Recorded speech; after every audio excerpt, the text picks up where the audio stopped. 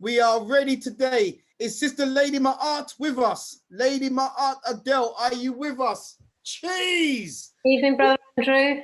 How are you doing, my queen? Very well, thank you. And I hope everybody else is well as well. Come on now, come on now. How's your week been?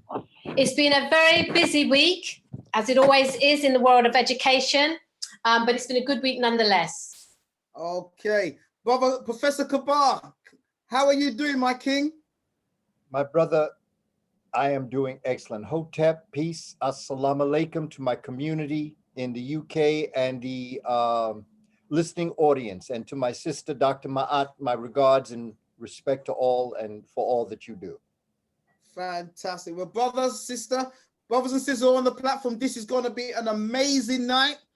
This is, I'm going to step back a little bit because this is really going to be Lady Adele and our brother, Professor Kaba, taking, I will jump in now and again, but brothers, we've got two of the greatest minds here, two of the greatest minds, and we're going to be discussing Nebu Afrika, and Pan-African education. What does it mean and what does it look like? So Lady Adele, I hand over to you and we'll start this process off. Lovely. Thank you very much, Brother Andrew. Good evening, Professor Kaba. How are you, sir? My sister, I am doing excellent. Everything is excellent. Peace of mind and health, and family's all right, so I'm all right. How about with you? Very well, and I'm very excited to share this conversation with you tonight, Professor. And what I want to do, before you go in and tell us, the family, all about Nebu Afrika, who is it for, what does it look like, how can it work within the European and Western society, I just want to open with this quote that I found from the Dean of Stanford University a few years ago. He wrote, "Our schools are factories in which the raw products, the youth, are to be shaped and fashioned, and that is the business of the school, to build its pupils according to the specifications laid down." And when you read statements like that, you can see the agenda for young people, and for our young people in particular, is purely about their demise and their destruction. And what is it now that we do to redress that? So I just wanted to start with that, so everybody knew quite clearly the thinking of higher powers on our young people, and so you can now take us through the journey. So, Professor, tell us, what is Nebu Afrika? Nebu Afrika, Nebuafraka, is a term that was introduced to me by Baba Heru, who is a Kemetic priest, if we'd like to speak on that level. He's here in New York, and he is the guide for the Shrine of Ptah. And he introduced this word to me as opposed to Pan-African, because that basically is coming from a Indo-European or European root. Pan meaning all, and then of course Africa.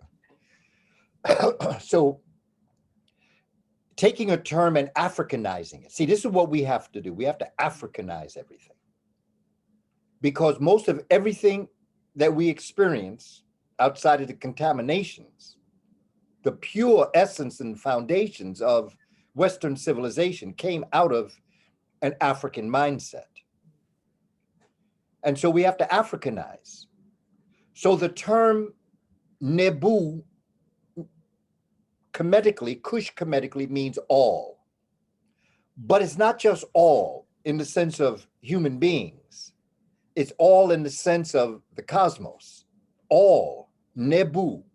You could even say Neb if you wanted to. Nebu, the U at the end of Neb pluralizes the word.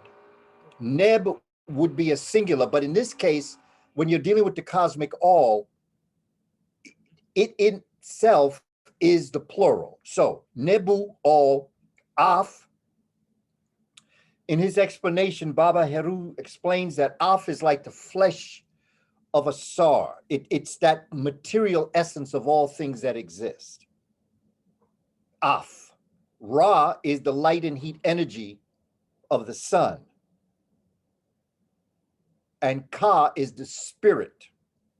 So what you're dealing with when we say Nebu Afrika as a people, what we're talking about is wherever you are on the planet, if you are in tune with your original self, your African self, then we are all united together through spirit.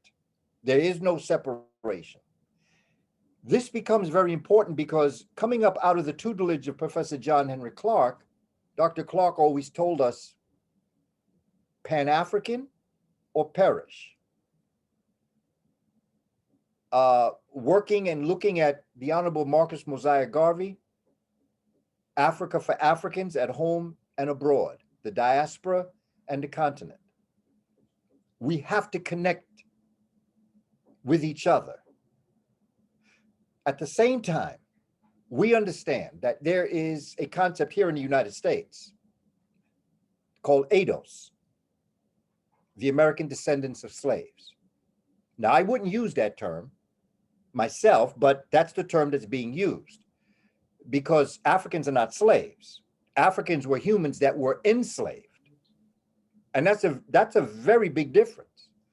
Because when we tell our children that slaves were brought from Africa, in a child's mind, they would say, well, if they were slaves in Africa, it would only make sense that they'd be slaves when they came to America. And so we have already destined the African community to be less than other people. So that what we have to now begin to do is we have to look at and analyze very clearly who we are as a people within our own cultural boundaries and within the world itself. And my concept is that it makes me no difference where you are on the planet. Be you from UK, or you could be from Holland. You can be from France. You can be from the continent herself. You can be from Puerto Rico or Jamaica or Haiti. If you're African, you are my family. And we have to begin to have conversations around this issue. Very serious conversations around the issue. Because I certainly understand the need for every culture to be able to protect and support. It would only make sense that if you are a person of African descent, wherever you may have come from, maybe from an English-speaking country in Africa or an English-speaking country in the Caribbean, there is a cultural unity within. Be you from Jamaica, there is a culture for African people from Jamaica.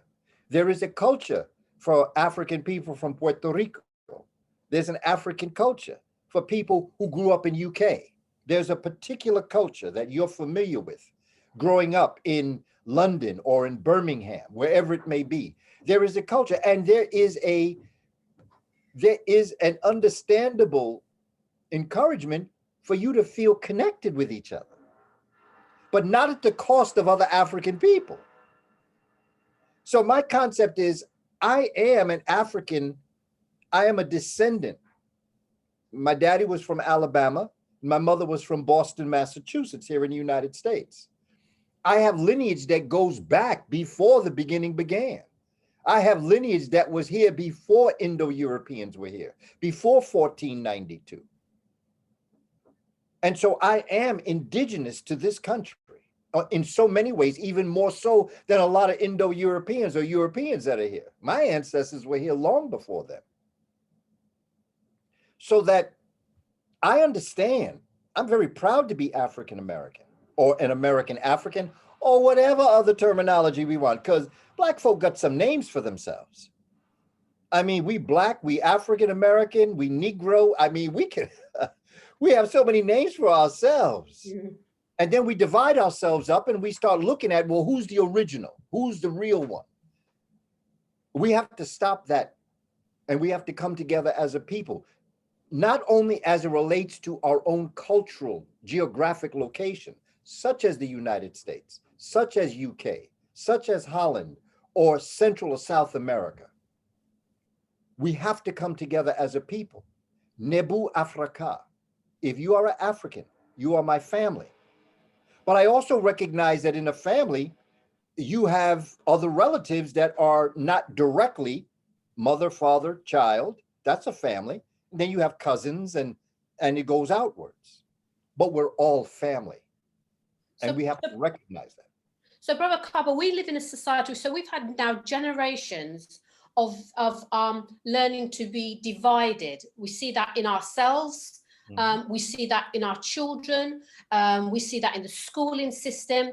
And sometimes it seems very easy to say we need to come and we need to be united again. And we all believe that. But then when we leave this place, we don't actually know what are the steps to take to really make that a reality. So how can we now draw on Nebu Afrika and start actually becoming that force of oneness once again, where we live in a society which is all about divisions, labels, class, there's division everywhere.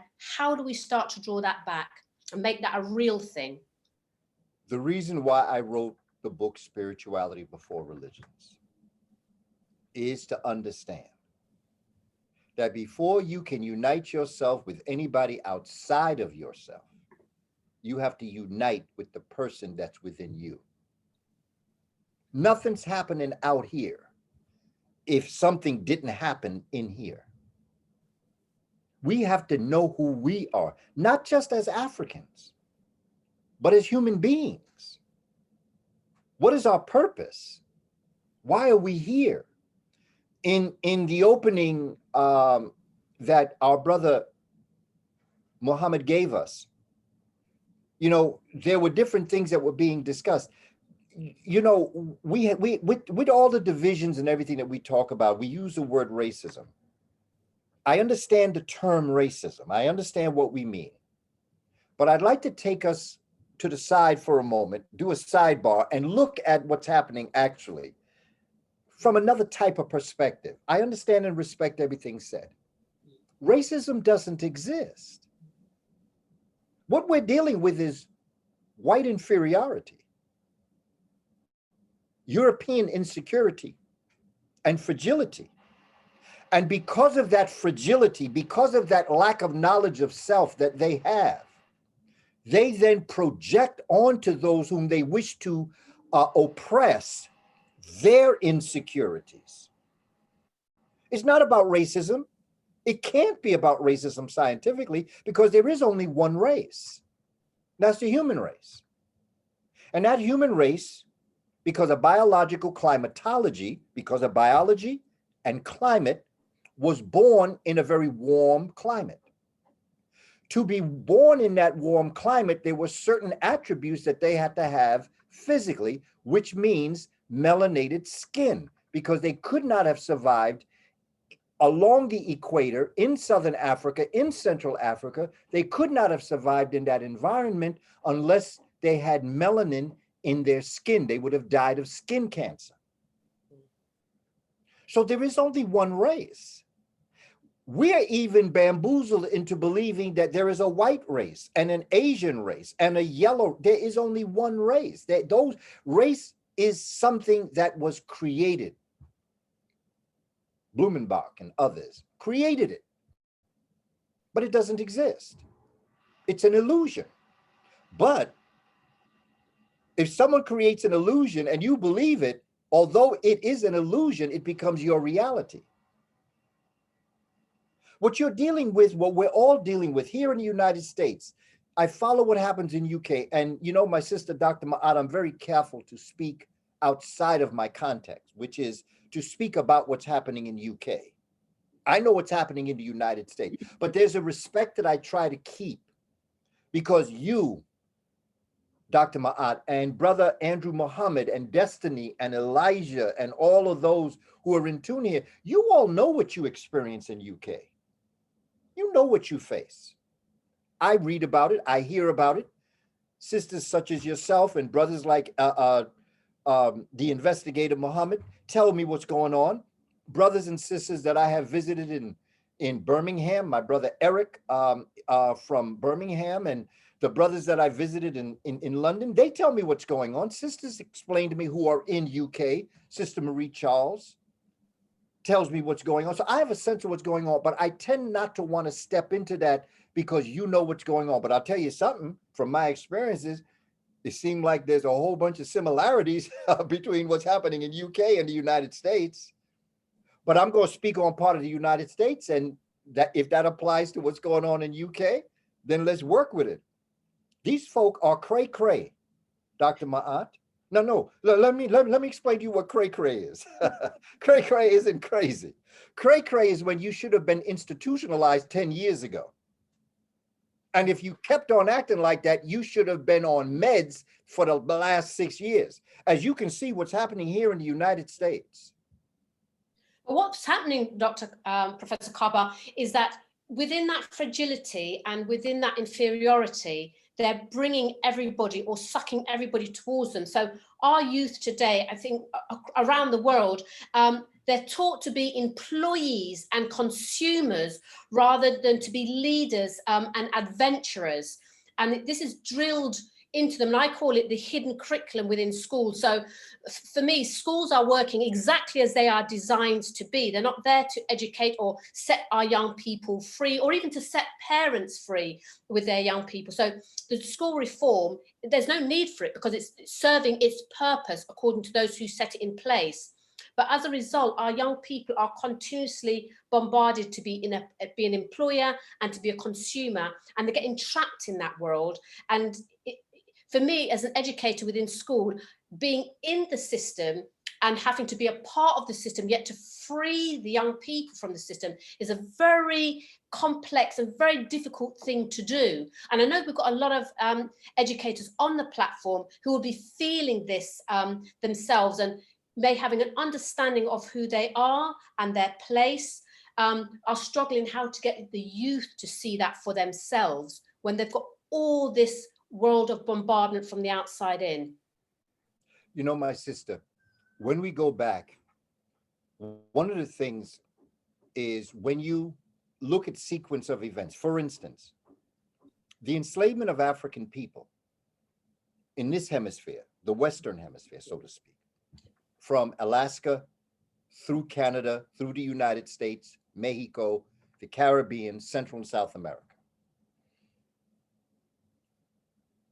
Africans that were brought here, indigenous people they attempted to wipe them out, okay? They then brought African people to work. African people worked to such a level. Now, the same thing mirrored is going to happen in Africa, but that's going to be colonial. There's two different processes. One is colonial, where you go onto the land of those who you wish to oppress and control them. And then you have enslavement, where you brought those groups of people to another land and then you enslaved them. So while we suffered from what could be considered enslavement, our brothers and sisters on the continent suffered from colonialism. Both of these have a mirror effect. But here in, let's say, this hemisphere, because there are many people from a colonial mindset that are in UK, brothers and sisters from the continent. You also have people, Africans who were enslaved, that are from the Caribbean, Central South America, that are in UK. And so you have this group of Africans. We in the United States have the same. We have many brothers and sisters from the continent in the Bronx, let's say. And then we have African Americans indigenous to America who come from a history of being enslaved. But the one thing is that what we did as African people, first of all, they did not bring slaves from Africa. They brought human beings and they enslaved them. These Africans came with gifts. These Africans came with genius. They were master agriculturalists. They were master pastoralists. They knew animals. They understood that world. And so they developed this concept. And what began to happen here, I'm going to speak specifically for the United States. Same thing happened in the Caribbean. Same thing happened in Africa. But I'm going to use the United States as an example because this is where I'm based and I understand this story. But it's going to apply to everybody. Everybody's going to say, yeah, that sounds like what happened here. Yeah. You know, it's the same old song.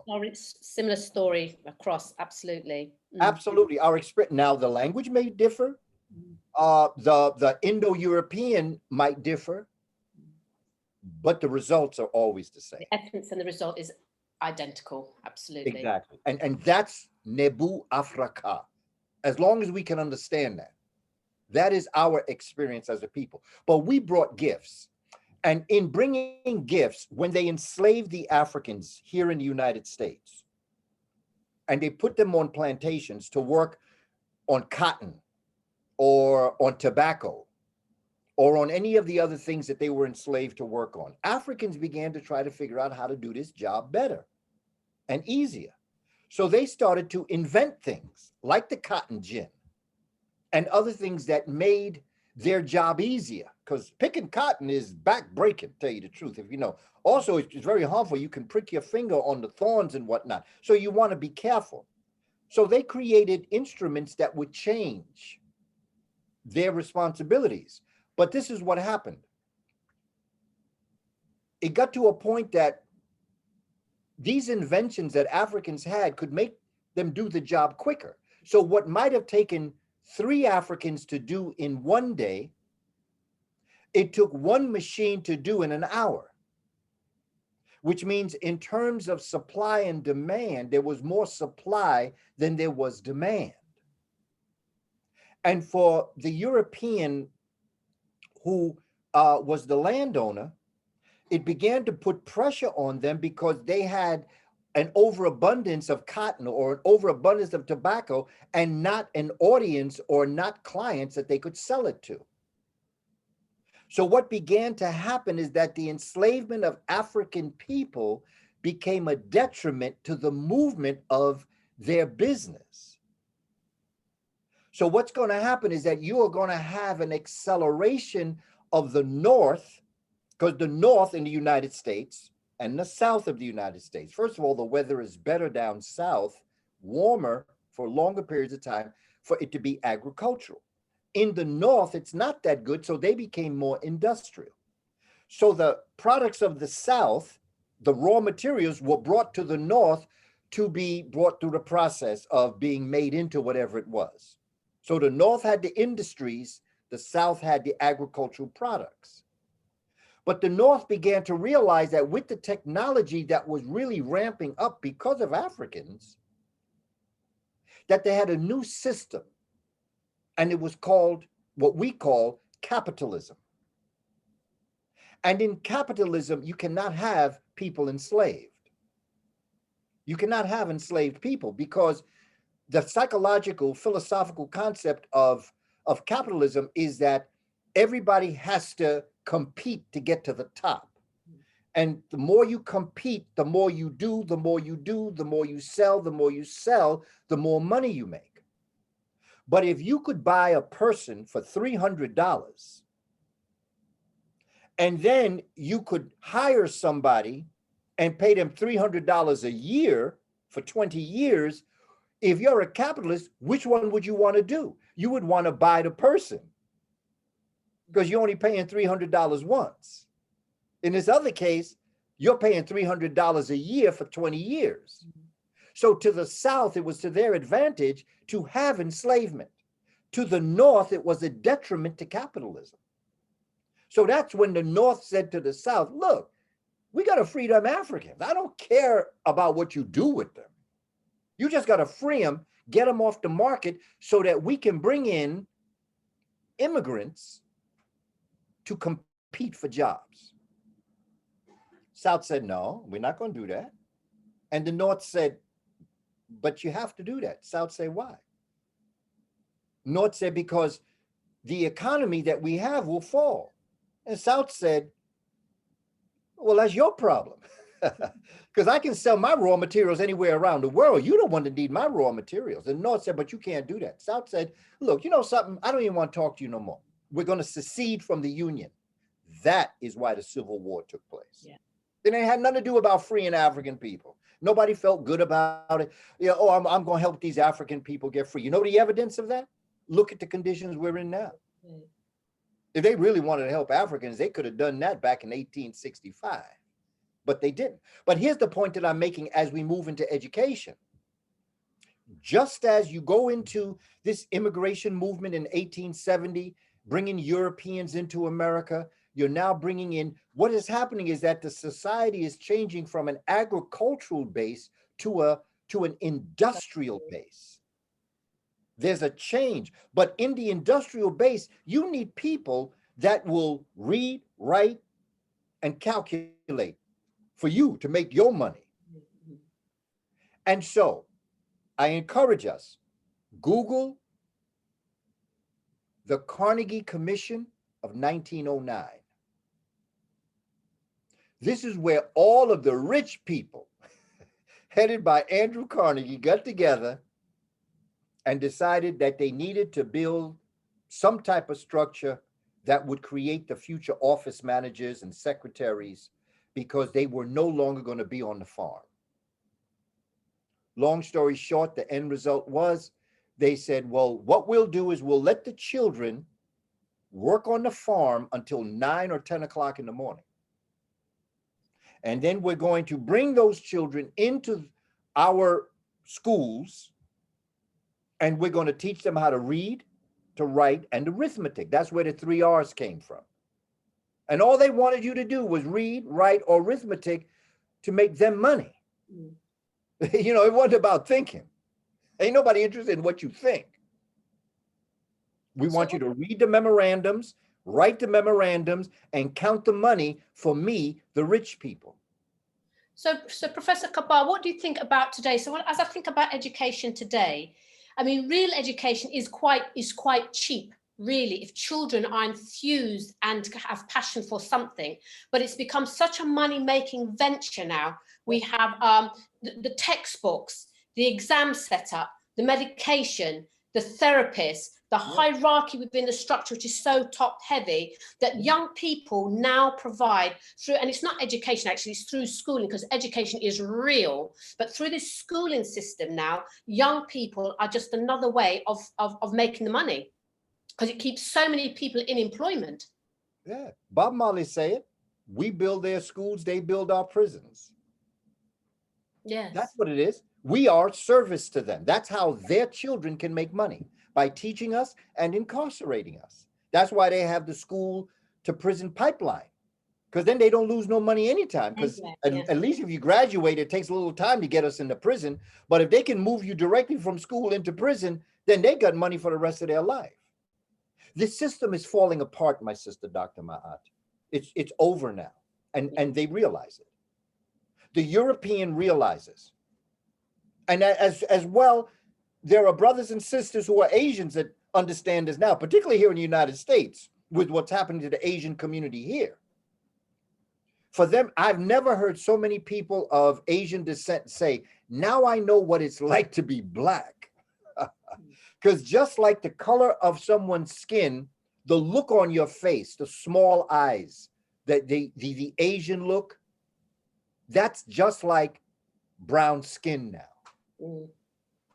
Once people see that you Asian, and with what has happened over the past 5 years, they're being attacked on the streets ferociously.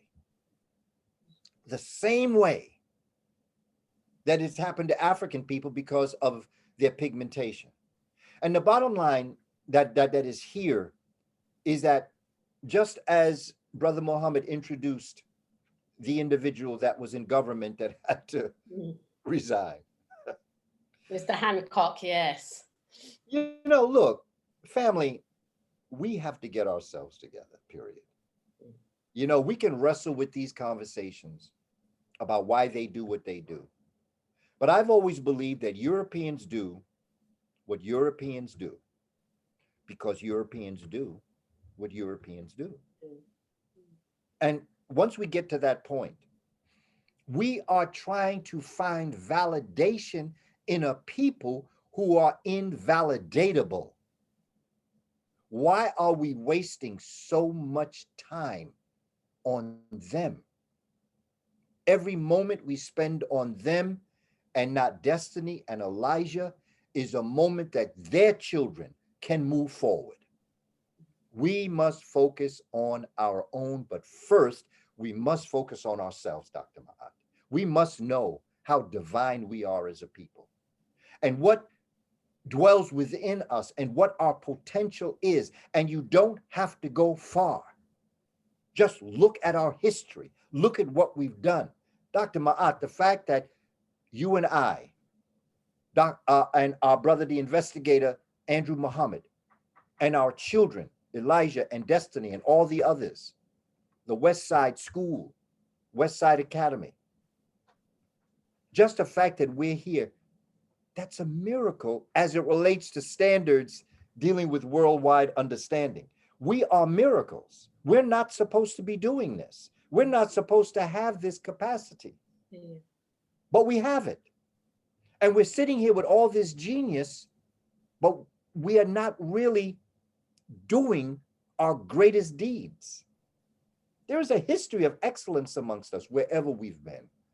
So, Professor, is it possible for that excellence and that genius to come through if we're still keeping ourselves within the system, within the education system? Is the answer, the only answer, to do for ourselves? So I know in England, it's nigh impossible to open up a black school, for example, because the government has so many ropes tied and bound around that, it almost becomes an impossibility. So how do we then start that shift? Can we do it from within and stay in the system, or are we saying we have to get out and we just have to take that leap of faith? I did both. I joined both. I was an educator in the system, but I was the spook who sat by the classroom door. I spent 31 years, more than 31 years in the New York City Board of Ed. I spent more than 14 years teaching college. I've taught every grade. I've taught every subject, including PhD candidates. I was part of the system. But remember, when they stole our legacy, they were part of our system too. They sat at our feet in Kush Kemet to study. And when they felt comfortable enough that they could go out on their own, that's what they did. Yes. And so we have to face a reality, my sister. And the reality is that we're here. And we must pay rent. We must put food on our table. We must take care of our families. And that's a reality. So the reality is, yes, I think we have to be in the system, but always working towards getting out of it. Understanding what it is. The curriculum that I teach now, when I visit different institutions, and I teach, the curriculum that I teach is my curriculum. And I tell teachers all the time, you know, I've done staff development where teachers of European descent, you know, they'll raise their hand, they say, do you think I'm going to teach this? I say, no. And that shocks them. No, I don't. And not only that, I don't care if you do. I'm here to teach those that want to do this. So if in a room out of 30 people, I get 8 that say, this is good, I'm going to do this. And then 22 people say, I don't think so. I don't think so either. So goodbye. We have to stop trying to get their validation. I don't care what they do. It's not about them. It's about us. As long as they can keep us focused on them, we're not going to focus on us. Yeah. But there's a reality that we face, Dr. Ma'at. And that is that we are in a system that if we want to survive, there are certain games we're going to have to play. And I tell that to my children when I'm teaching them. When I taught them that, I used to tell them that all the time. I say, look, they say, Brother Kaba, this is boring. I'm teaching them social studies. Boredom for young people. Yeah, they say, Brother Kaba, this is boring. I say, this is boring. They say, Brother Kaba, this is boring. I say, really boring. They say, Brother Kaba, this is really boring. I say, well, here's what I want you to do. Multiply that by 10. That's how bored I'm teaching you what I'm teaching you is. I am 10 times as bored as you teaching this to you as you are listening to it. But we got to play a game here because you got to graduate. Because if you don't graduate, then you're making money for them because you're going to summer school and you're going to pay for some teacher to go on vacation at the end of summer school. So give me 20 minutes to teach you what you need to know to pass this test. And then I'll spend the other 20 minutes teaching you what you got to know about George Washington and Thomas Jefferson. Can we make that deal? This is a game. I'm playing a game. I'm able to take care of my family. I'm able to pay my rent. This system is over. It's been over for a long time. Rigor mortis set in 1865. We just didn't smell the death.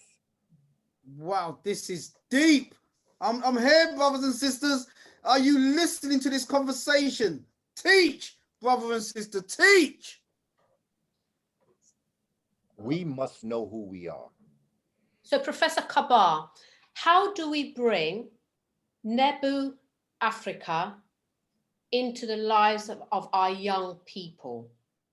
So we know that the generations is a gap, and we know that young people can't not reject their parents, but they want to make their own journey in life. And sometimes it takes others to talk to our children, or others for our children to see what's going on. Sometimes they don't want to listen to parents or teachers anymore. They want to find their way. And that is a part of life and growing up. How do we get Nebu Afrika to them so that when they're on that journey of independence, they've got it on their shoulder and they've got it to rely on, rather than having to make errors and mistakes as the default action in order to be successful?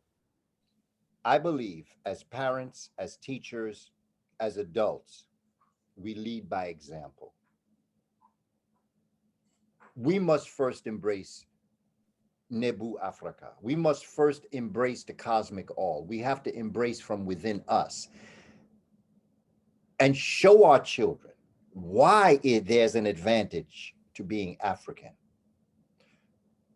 Brother Mohammed, in the beginning, was talking about West Side Academy, West Side School. It's academy, right? Side Leaders Academy, yes. Okay. That should be just like people tithe in the church. People need to tithe West Side. It should be a natural donation that you give, period.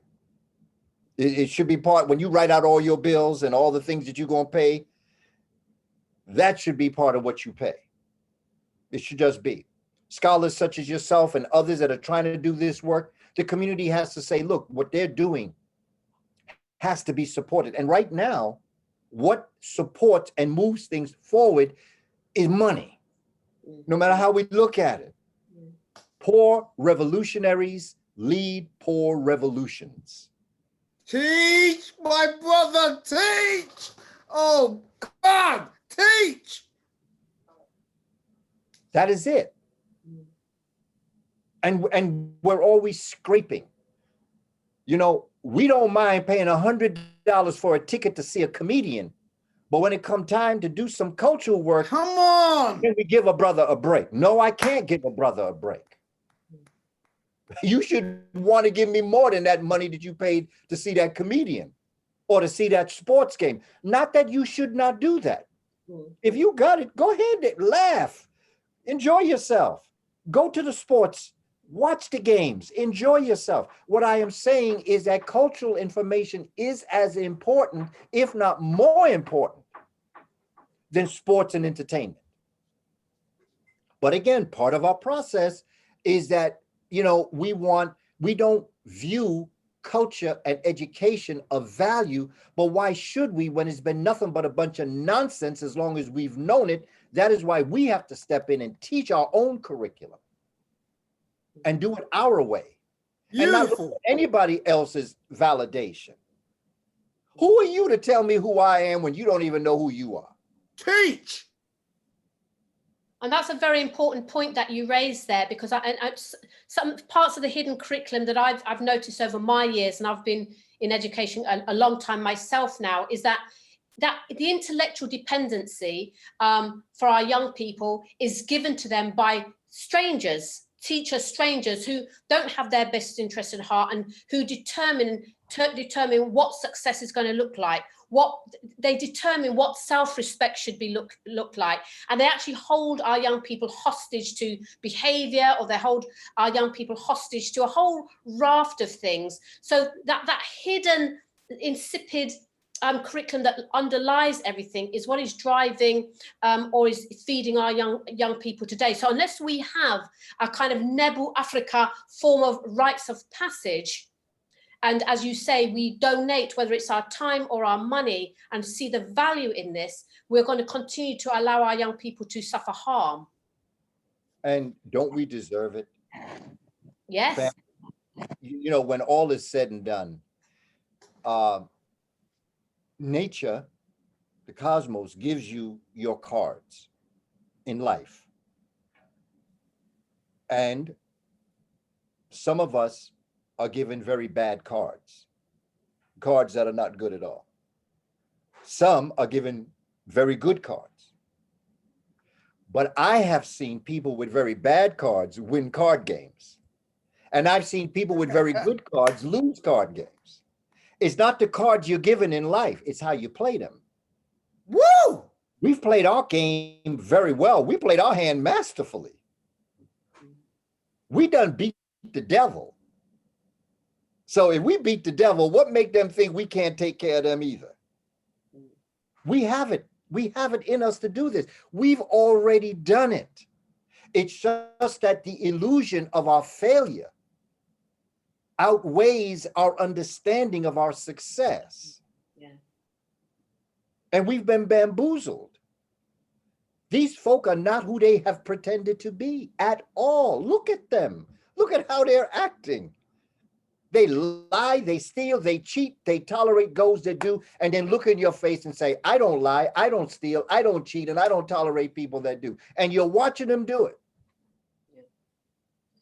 And it's very important what you say as well there, because I'm just thinking about the whole thing about critical thinking, that we don't teach, or the school system doesn't teach our children to think, use their imagination, or be creative, or ask those challenging questions. In fact, you will know Bloom's probably yourself, who's given us this hierarchy of thinking. And as educators in countries in Europe, when I was learning in England, where they were said, well, the first 3 steps, knowledge, understanding, and application, that's as far as you need to go for our less able children. But if you watch young children at play, even the tiniest children, they're analyzing, they're synthesizing, they're doing all those higher orders, but yet we're taught not to. And then we don't teach resilience. So we're teaching our young people now, you're not to experience pain of physical pain or pain in your mind. So whereas those strong lessons we learn through suffering, we are taught that we are not to have any suffering whatsoever. And then the mental health issues go through the roof, and the need for counselors go through the roof,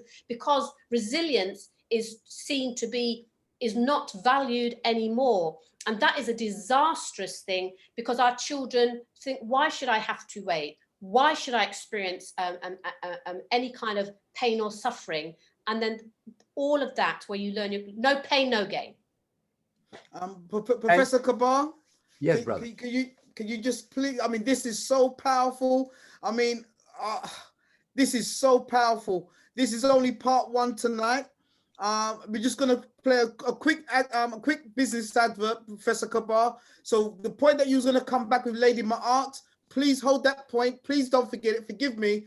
Brothers and sisters, if you're feeling tonight, if you're feeling this spiritual conversation, please, in the chat room, please put down I see you. Sani Banani, please put it down, because I'm seeing God in this chat tonight. I'm seeing God. So brothers and sisters, we're going to get on to part 2 in a second. We're going to have a quick commercial break. And remember, as Professor Kaba said, let's value our own selves. It's not about other people. It's about understanding who we are, our cultural identity. So these are the businesses that support us.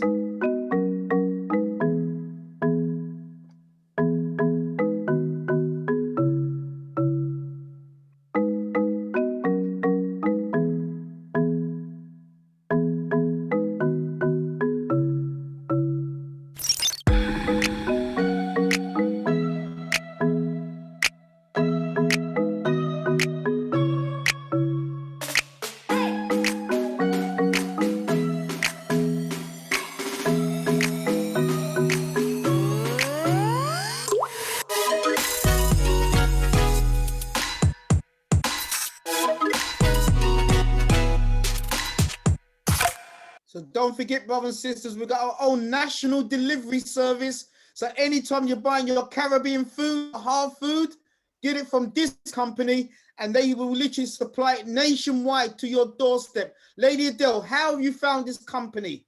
Oh, I just love it. I'm just waiting for my order now. I was at school last Friday and I had staff asking, please, can you just send me what that website is?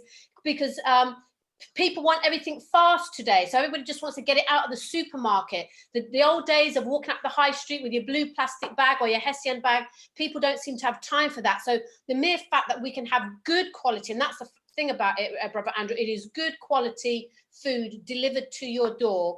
It just fits my agenda so far in my work life and everything. So I'm waiting for mine right now.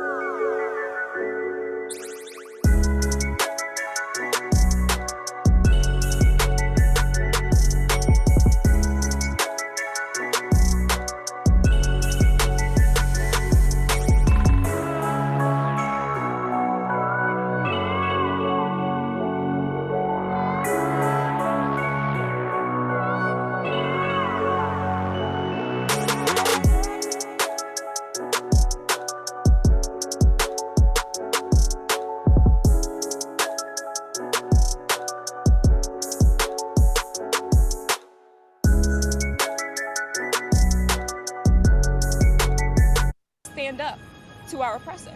My life matters. The life of my people matter.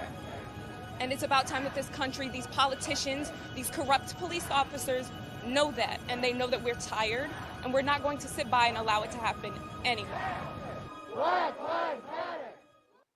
Remember, brothers and sisters, these are the companies we need to support, man. Put the money back into our own community.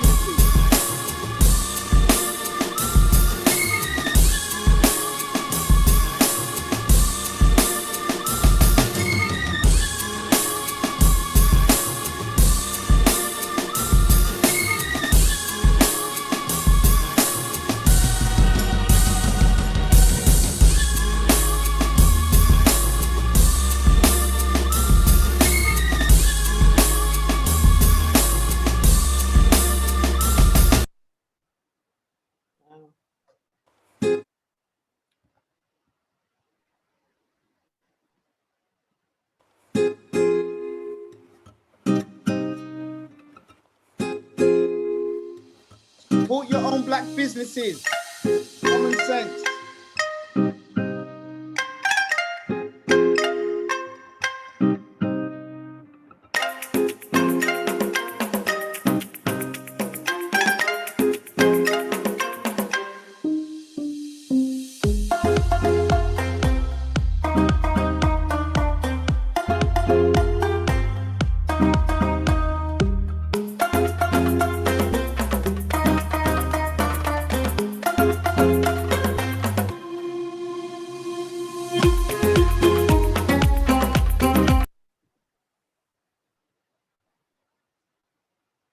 Don't you know Mama Brown, she make the world go round.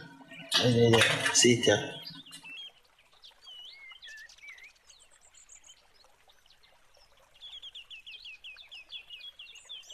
And Mama used to say, Mama Brown's cakes are the best. Mama Brown's Jamaican rum cake, the coconut one's my favorite. Beetroot and orange done every day. Check out Marshall and Brown, man. Good things. Ewa, red onion marmalade chutney, hot sauce. Come on, you know there's nothing like this. Exquisite flavors, beautiful combinations of spices and fruit, authentic Jamaican fare at its best. So brothers and sisters, Marshall and Brown, they support my platform every single week. Please support them, Marshall and Brown. Lady Adele, you just got your order today. I just opened the box today. I got my my rum cakes and my Jamaican Blue Mountain coffee. So come on, brothers and sisters, let's support. Let's put this in. Africans and African-descended people all over the world are happy and dancing in the streets. For the first time, we have our own social media platforms dedicated to uplifting and educating our people. It's not just about fun and games. No longer do you have to worry about being censored for speaking the truth. It's our platform as a people, and we make the rules. Our Black Truth is the name of the new platform that is 100% Black owned and operated with servers in more than 150 cities worldwide. Just like Black Wall Street, Our Black Truth is a place where Black people can open businesses. It's a place where you can make money for the content you post and the comments you make. It's a place where the dollar can circulate among the Black community multiple times. It's a place where content that is not uplifting, educational, informative, or fun is not tolerated. We're raising the standard. Our Black Truth is the future of Black social media. Help us to commemorate the 100th anniversary of the destruction of Black Wall Street by downloading the Our Black Truth app at Google Play or the App Store, or visit us online at ourblacktruth.com. This is such an exciting time that even our engineers are dancing. And they can't dance. Our Black Truth. Join the movement today. So brothers and sisters, please support our own, keep the money within our communities. Brother Professor Kaba stated, I can't wait to part 2 of this discussion. We've got our sister, Lady Ma'at Adele, and we've got our brother Professor Kaba. Professor Kaba, Lady Adele dropped some bombs before our intermission just then, and I knew that you was waiting to come back with some more bombs to educate us with. So brothers and sisters, let's sit back and listen to the 2 masters of Nebu, Afrika.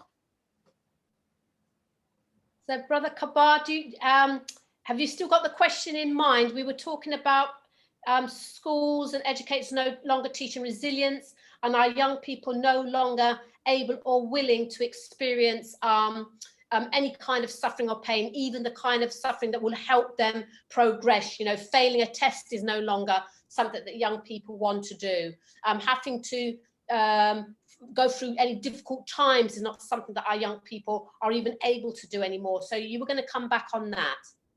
You know, my sister, Dr. Ma'at, when I think of that, when you look at the structure of education, African education, the original form of education, in teaching all the subjects, what we're learning is that their curriculum isn't like ours.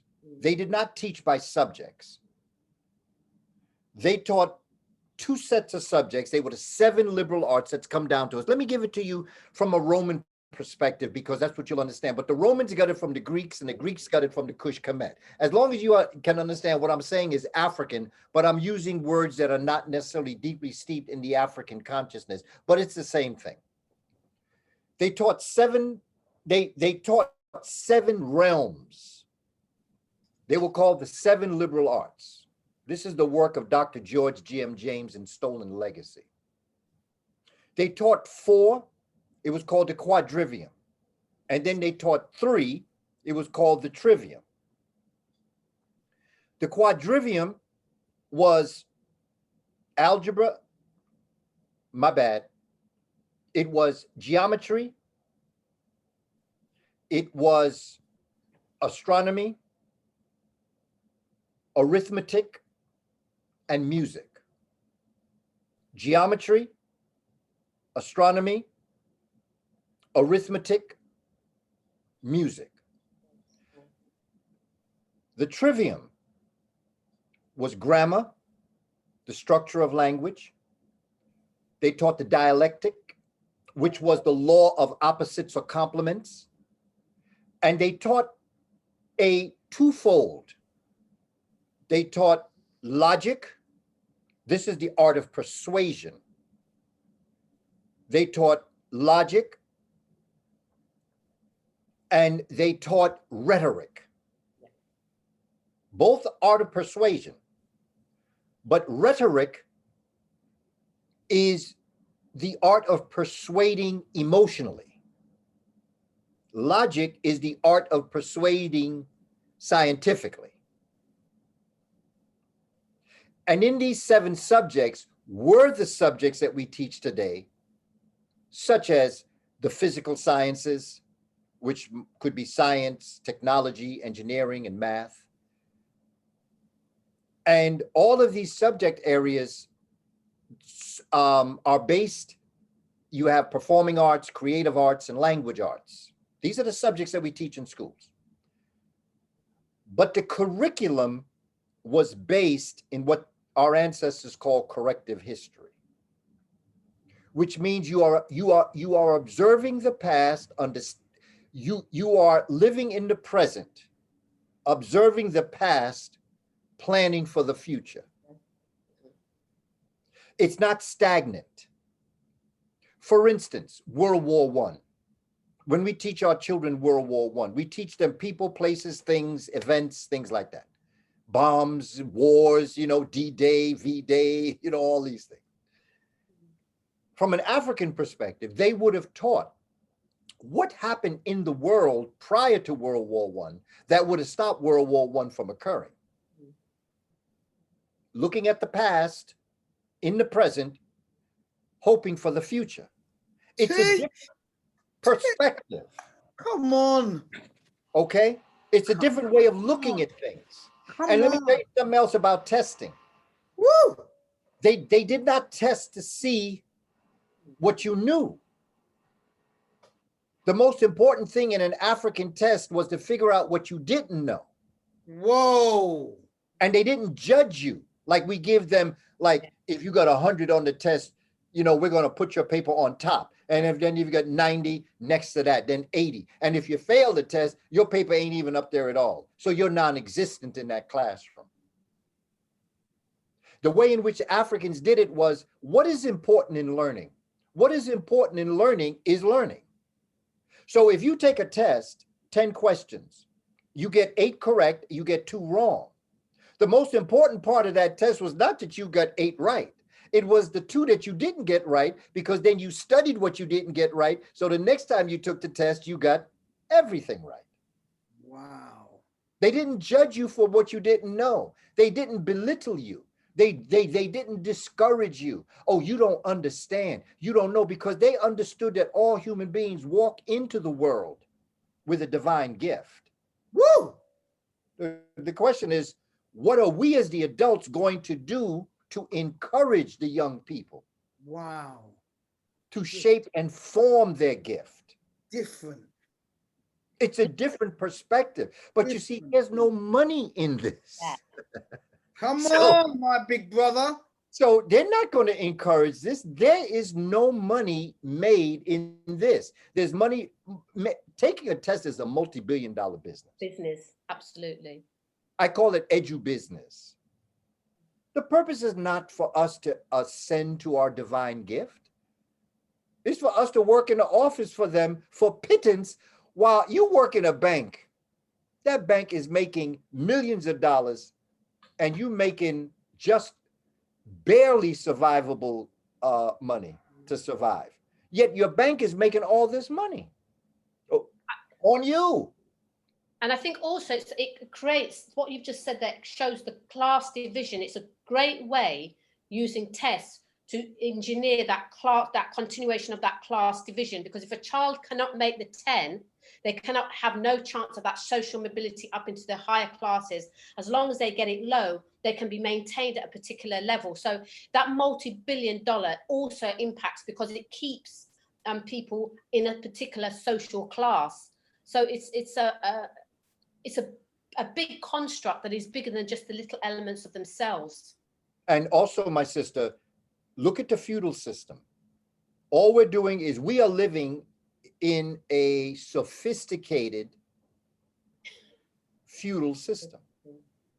Yes. That's what we're living in. This is the feudal system. They haven't grown. Yeah. This is, except it's become very sophisticated. Yeah. But it is still, and let me tell you, family, these folk can't get it right. Think about this. The old kingdom of Kush Kemet lasted for over 2,100 years. The first 6 dynasties, what we call the first 6 dynasties, existed for 2,100 years. So you're saying, Professor Kaba, that they can't get it right. Is it a matter of they can't get it right, or they don't want to get it right? And in not wanting to get it right, they're paying a price as well. But in their mind, the price is less than if they get it right. I'd like to think that they don't want to get it right because it leaves hope that they could get it right. But honestly, my sister, they don't have what it takes. They just don't have the quality of life and respect. I'm not speaking about everybody. I don't speak in absolutes. I don't want to deal on that level. I don't really like having even to say it, but I say it anyway to make sure that nobody thinks I'm saying everybody like that. I'm not saying that. But I'm saying as a group of people, you are like that. And it's important for us to understand that 525 BC, the first real Indo-European group comes in because what happened was we moved out of the Bronze Age into the Iron Age. Iron was smelted in Africa thousands of years ago, but it wasn't as large as it was in other parts of the world. So the Persians, present day Iran, they came in under Cambyses, 525, and they took over Kemet. In 332, Alexander the Macedonian comes in and defeats the Persians. So the Persians only lasted for about 200 years, give or take. And then this is so-called the Greeks, although they weren't Greeks. Greeks didn't exist, but let's just say Greeks for what we know. They come in under Alexander, and they come in 332 BC, and they run Egypt, Northeast Africa, until about 30 BC, when the Romans come in. So now how many years is that? Now you're dealing with like a 300-something years. They fell. The Persians fell in 200. The Greeks fell in 300. Here's the Romans. They come 30 BC. They take over Egypt. But then their Roman Empire falls in the 300s or 400s. So they had 400 years, the Romans, and they fell. And then Europe went into the Dark Ages and were brought out of the Dark Ages by the Africans that went in through North Africa, that we today call the Moors. Okay, we brought them back to life, and by 1492, Christopher Columbus is sailing the ocean blue. And that's a little over 500 years, and they still ain't got it right. Yet the Old Kingdom lasted for 2,100 years. The Old Kingdom of Kush Kemet lasted longer than all of their 4 civilizations.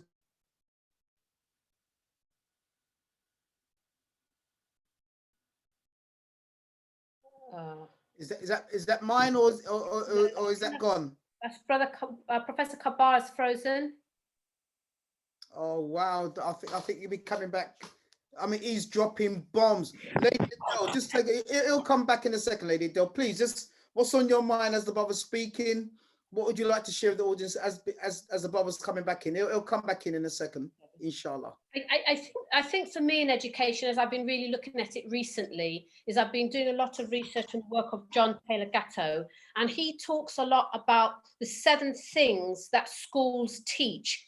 And one of the things his quote is that schools do not need to be reformed because schools are doing exactly what they are designed to do, which is not to educate, because there's a big difference between schooling and education and the cognitive ability of learning. And so I was looking into this, and he talks about the 7 things that schools teach, which is nothing to do with lessons, but it's to do with things like we teach confusion. So if we look at all the lessons that we move our children around, there's no connectedness between any of them. So we kind of teach confusion to our young people. He also talks about we teach the class position, societal class position, because as I was saying with Professor Kaba, the testing results that you get decide or determine where you're going to go into the future. So you could be the brightest of children, but if you're not doing well in that test, you're automatically downplayed and thought of as being lesser, when that's not necessarily the case. It may be just you're not just interested in that. And also the labeling that we so easily put upon our children, and that determines class position. He also says that in schools we teach indifference, and how he explains this is that children could get really engrossed in the subject, and then the end of the lesson comes and we have to move on again, and then we go into another lesson, and then that comes to an end, and children may be engrossed, but they have to move on again. And so we're teaching that there's nothing to be valued in the learning because of the timing of the school day, and that rigidity of that kind of a factory processing line means that some young people can never get to the end of where they want to be before they're moved on. So what's the point in valuing what is being learned? He also talks about emotional dependency and how young people are dependent on how we as the teachers feel, you know, monitoring on behavior. The rise and fall of children is heavily dependent on how well they behave and conform to rules. So children are taught to be obedient rather than learning how to develop and grow into themselves. Another one of the lessons he talks about is that intellectual dependency. We all say, I say that I'm an expert in my field. Am I really an expert in my field? But I'm determining to other young people or the powers that be, determining this is what excellence is. This is what you need to know. You don't need to worry about that. And if you do think about something else over there, that's not considered to be intellectual development. So we become dependent. Young people are dependent on whoever tells them is the important thing for learning at that time. He also talks about he calls it provisional self-esteem, where we are told what is self-respect. That is defined for us. So, for instance, children who want to speak up for themselves, if it's not done in a certain way, they're said not to have respect. So self-respect is determined by others. Our self-esteem and our worth is determined by others. And the last lesson he said that we teach in schools is that children cannot have a private space.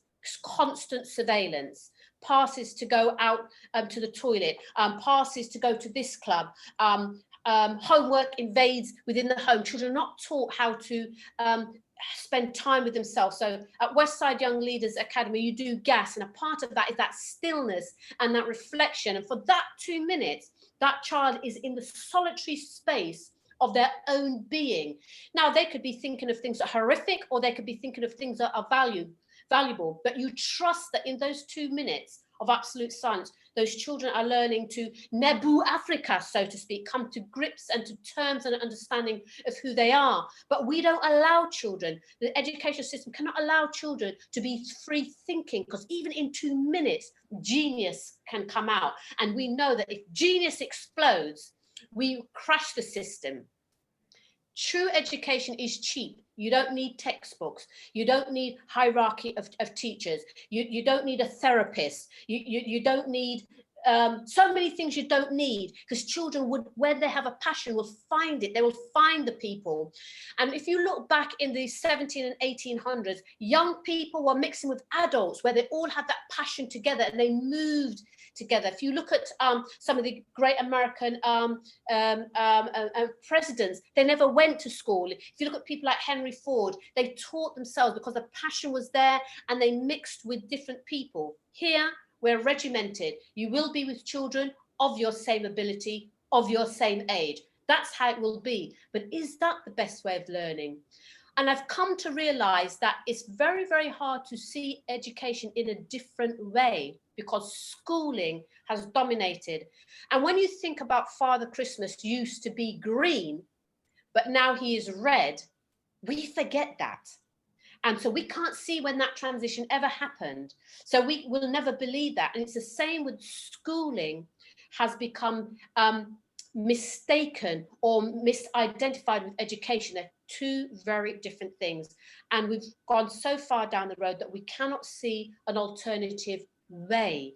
And that for me is the worry, because as Professor Kaba says, the fragility and the inferiority of the European education system is such that it's designed to hold us in that way, even in spite of itself. So that's where I've been looking, and I'm going to come back and start doing moments of insight on that, because that deals with critical theory and how that engineering is deliberate and takes place. And it goes back to the quote where I started, where they said schools are factories to create the children according to a specific specification. And if we are not creating that specific specification, then our children are doomed. And that's the beauty of Weiler, Eastside, Manhood Academy. They are making cracks in that agenda and giving our children the ability just to see the light and then to burst through and rise through. We saw Destiny, we saw Elijah, we've seen many other of the young people who are breaking that. And we as the elders, we have to protect them so that they're not shot down and brought back in. It's great that Professor Kaba is back again. And I'm glad. Lady, come back. Thank you for that breakdown. But Professor Kaba, just before you come straight in, brother, I'm gonna close my mouth in literally less than 10 seconds, my king, because really tonight is just beautiful listening to yourself and Lady Adele. But Professor Kaba, I remember the last time you came on this platform, you mentioned about the way that the African thinks. We actually think and perceive reality different. And you quoted and you advised us to watch Star Trek and the episode dealing with metaphoric thinking. How literally it was very hard for the Star Trek Enterprise to communicate with that civilization that thought in terms of metaphor. And that to me applies to how we are right now. We as African people, our absolute concept of thinking and rationality, and in fact reality, is it may start off slightly different, but as time goes on, the degrees go into a massive I can say divergence to European thinking. How do we maintain our African thinking of Nebu Afrika but still succeed in the world that we live in today? We're already doing it. We are already doing that right now, Brother Muhammad. We are succeeding. And it's that divergent thinking that gets us to think that there's something wrong with us. Ain't nothing wrong with us. As Brother Philippe Matthews said, something happened to us. Ain't nothing wrong with us. And we don't think different. We think original. Indo-Europeans think different. This ain't on us. We ain't got a problem. We laid out the educational system for millions of years. I'm going back millions of years on education. So it is not incumbent upon us to encourage them. Like, for instance, I don't know if you've been listening, but there's then the big to-do about this so-called thing called critical race theory. Yes, it's been on the news nonstop, sir. Everybody talking about that. So I did an Instagram live the other day, and you have a lot of people of European descent who are saying, I don't want to study this. I don't want my children to study this. Well, my answer to them is, I don't want to teach it to you, and I don't want to teach it to your children. I'm not interested in you.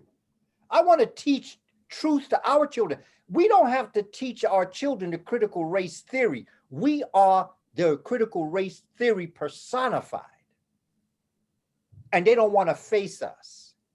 They don't want to look at us and say, damn, what did I do to you and yours? They can't look at that. They don't have the moral integrity. That's what we're trying to force it on them. And I'm saying, I don't care about you. I'm not interested in teaching your children what you did. I'm not interested in that. I want to teach our children. Family, just for a thought, I'll say it again, but I'm encouraging you to go to a website, www.thehistoricjourney.com. Sister Jarita, get that down. Carry on, my kid. www.thehistoricjourney.com. That is a curriculum I assisted in developing in here in the United States. Also, I encourage you to go to my website, www.kabakamene.com, where my study guide is up there. 44 pages, study guide, that outlines what we can actually teach. But please allow me to tell you this. We have this thing called the arts and the sciences, where we teach what we call communication arts, physical science, and social science. The way in which, through my research, the way in which our ancestors taught, they did not teach in subjects. Remember, we talked about the liberal arts, the quadrivium and the trivium, okay? Geometry, music, arithmetic, music. And then they taught grammar, and they taught dialectic, and they taught rhetoric and logic, okay? But rhetoric and logic were two sides of the same thing, the art of persuasion. But also in my study of our ancestors, they based their educational system, let me stick a pin there for a minute. Education comes from the word educare, Roman, which came from Africa, but we'll leave that alone, which means to educe. It means to draw out, not put in. So as a teacher, I never go into a classroom thinking I'm going to teach you something. I go into a classroom utilizing my methodology to facilitate the student coming to the realization, I knew this all the time. To educe, to draw out. Each and every one of us is born with every piece of information that has ever existed, that exists now, and will ever exist. And I use the concept, the analogy of being in a dark room, not seeing anything. And then all of a sudden you find a light switch, you turn the light switch on, and you begin to see the chairs, the tables, the mirrors, the television sets, the couch, and everything in the room. My question to you is, did all those things appear in the room when you turned the light on? No, they were always there. Your light just wasn't on. So the job of a teacher is to assist the student finding the light switch of their mind to realize you already know this. Everybody that's on with us right now, everything that I'm saying, whatever it may be, you might say, wow, I didn't know that before. Yes, you did. All I did was assist you in realizing you already knew it. That is education. And that is how we should base our educational system.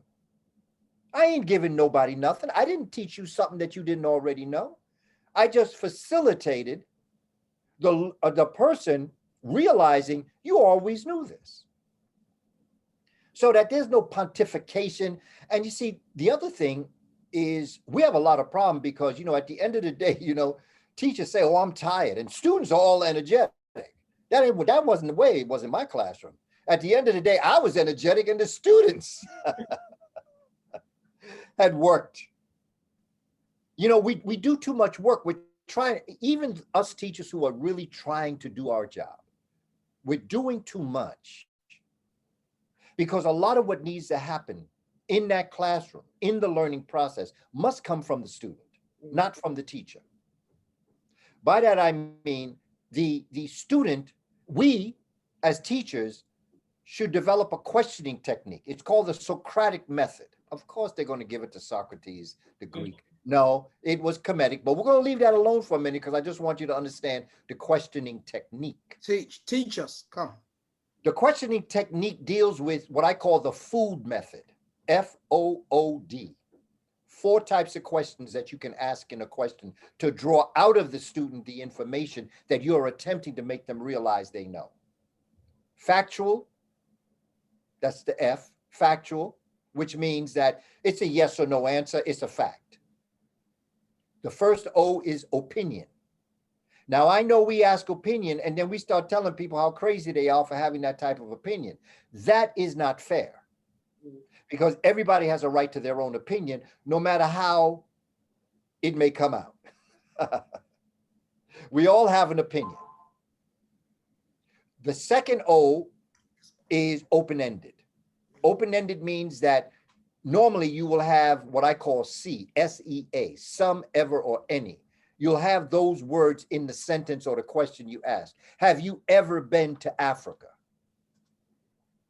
Do you have some ideas as to how we can make this happen? Do you have any concepts that will allow us to achieve our goals? Some, ever, any. Following that open-ended question because it's open-ended, because now you're waiting for the response.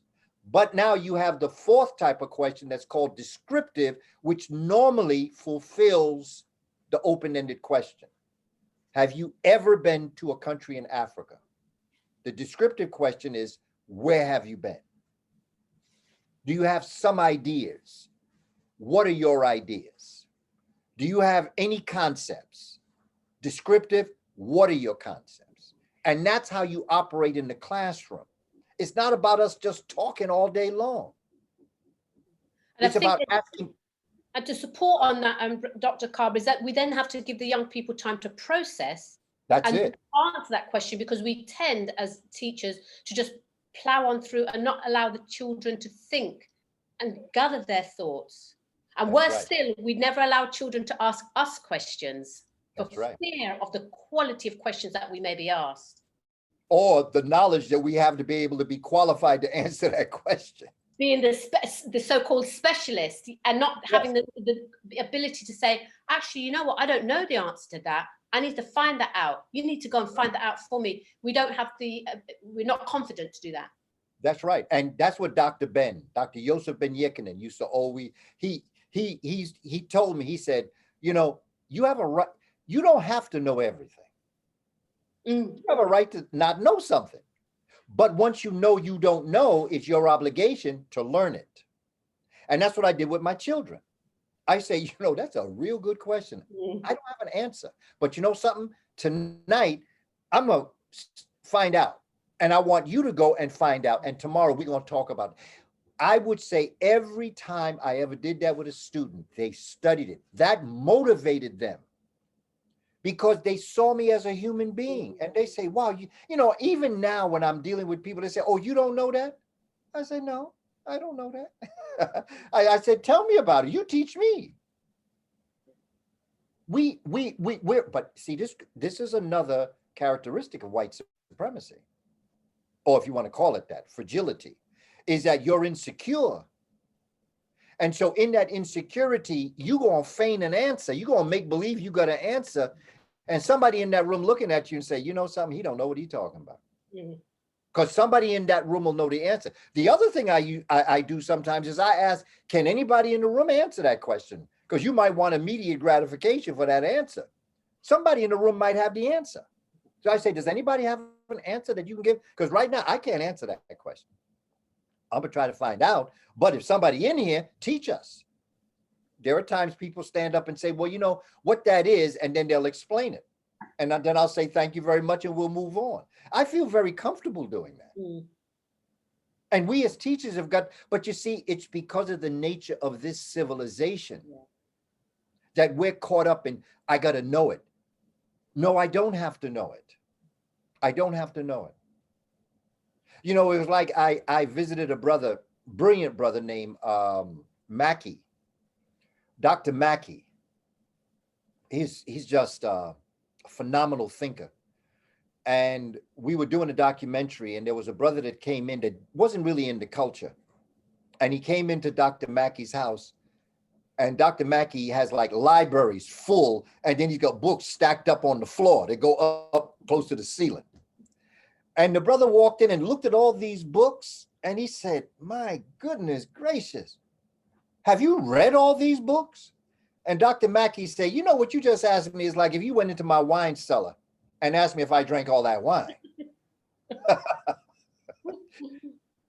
It's a whole nother way of looking at the world.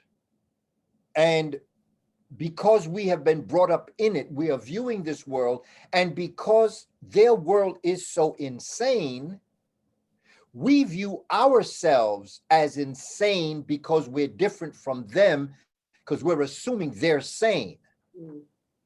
So therefore, whatever we do, however we do it, all of a sudden, there's something wrong with us. And we're not realizing, no, ain't nothing wrong with us. Something wrong with you. Yeah, we keep trying to correct ourselves when there's nothing to correct. And that in itself is damage, yeah. The only thing that we need to correct is to realize that we are in a civilization that has failed. It has failed every time. My sister, as we go through, we have seen how they have failed constantly. And I tell you, from the Persians, a couple hundred years, to the Greeks, a couple hundred years, to the Romans, a couple hundred years, and now Western civilization, a couple hundred years. And each and every time they fail because they are not capable of sustaining a civilization because they've built it on white male dominance. And they are not the measure of human we should measure our humanity by. Yeah. And that's what we got to come to realize. And we have to tell our children, but we also have to tell our children how to navigate through that. Yeah. Because our children are bold. Because they'll get up in people's face, like they'll get up in a teacher's face and tell them, that's not what I learned at Westside. Yeah. You know, they taught me this, they taught me that. I remember one time when the Iraqi war was first going on, I visited schools to talk about what was going on. This was back in 1991 when the first one was going. And I remember I did a whole thing on the African presence in Iraq and Iran. And one of my, I got a call from one of the social studies teachers said that, you set that student on fire. Because every time one of the teachers, normally European, come out and say something, they'll quote you and tell them, you don't know what you're talking about. Because this is what Brother Kaba, or Booker T at the time. But you see, so we have to navigate our children, teach them the truth, but let them know. For instance, scientifically, we already know there are only 8 planets in our solar system. Pluto is not a planet. We know that. But we keep teaching them that. Yeah. So what I do is I tell them, look, understand, there's only 8 planets, so to speak. I'm going to leave that where it is. There's only 8 planets. Pluto not a planet. But when you take that science test and they ask you how many planets there are, tell them 9. Don't get the question wrong because you know the truth. Messes up the rhyme, doesn't it, Professor Kaba? Yes. My very easy method, just speeds up naming. You've got to put P on the end. You've got to put Pluto. Otherwise, your whole rhyme goes out to the window. But I just want to take you back to something you said earlier, because you were talking about how we as a people, we think differently, we process information differently, reality is different. And I've just been recently thinking, I've been looking at some of the issues we have with our young Black boys in particular. And I'm just looking at them as they come up through school. And we were talking about the road diverging. And would I be right in saying that these young people, they don't know what the problem is, but they know there's a problem, and they're or not problem, maybe not the word, but they're challenging. There's a conflict going on within their minds, which they know that the system is not for them, but they don't know what the issue is, and so it's causing them to behave in ways that we describe as not appropriate, because the African mind goes this way, and the European mind or white supremacy mind is going that way, and they're in this conflict. Because they can sense something's wrong, but they cannot put their finger on it, and then it causes the issues that we're having. If you look at every one of the major, if we want to call them leaders or teachers or whatever the name is, all of them have taught the young people the truth as it relates to what they're looking at. And I think that our young people, I don't think there's a generation gap. I think Western civilization is the problem. I don't think that there's a problem between males and females, Black or African, male, female. I think the problem is Western civilization. Because if given the opportunity, we know that we would do what is necessary, because that's what built societies. I don't know if we're willing to look at people of Indo-European descent and say, you know something, you're a cancer on the human family. We're still trying to negotiate with a people who are non-negotiable. We're still trying to find love where there is no love. We're still, my mother used to always say, Skip, you ain't gonna get water from a rock, blood from a turnip, or morality from Europeans. So what are you looking for? What you're gonna sit there with a rock and try to force it to draw water? Don't waste your time. And again, I'm not speaking in absolutes, my sister. Yes, I know. Mm-hmm. You know, and I always have to say that just so people don't go off and say, you know, he is labeling everybody. Yeah. But see, I ain't got time to look for good white people. I just don't have that time. Plus, if you are